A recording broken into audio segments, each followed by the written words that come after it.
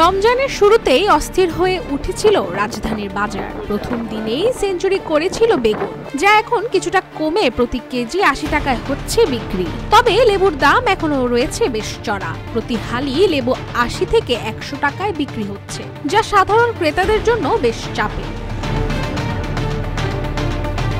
অন্যদিকে বাজারে অন্যান্য বেশিরভাগ সবজির দাম এখন সহনশীল পর্যায়ে রয়েছে। টমেটো, শসা, কাঁচামরিচ ও ধনেপাতার দাম কিছুটা স্থিতিশীল থাকলেও ক্রেতারা এখনো লেবুর উচ্চ মূল্য নিয়ে হতাশ।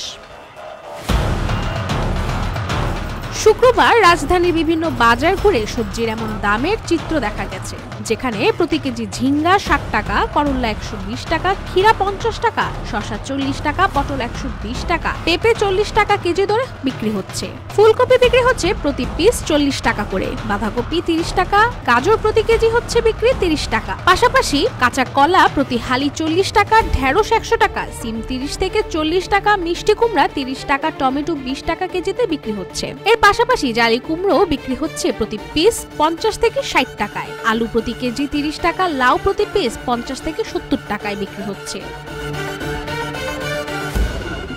এছাড়া কাঁচা মরিচ প্রতি কেজি ৮০ থেকে ১০০ টাকা, ভালো লেবু প্রতি হালি ৮০ থেকে ১০০ টাকা এবং ধনেপাতা প্রতি কেজি ৮০ টাকায় বিক্রি হচ্ছে।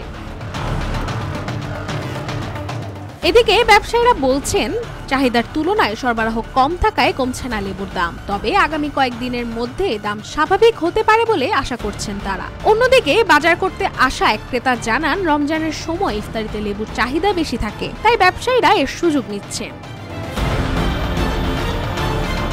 সব মিলিয়ে বাজারে কিছুটা স্বস্তি ফিরলেও লেবুর দাম নিয়ে এখনো অস্থিতিতে আছেন ক্রেতারা।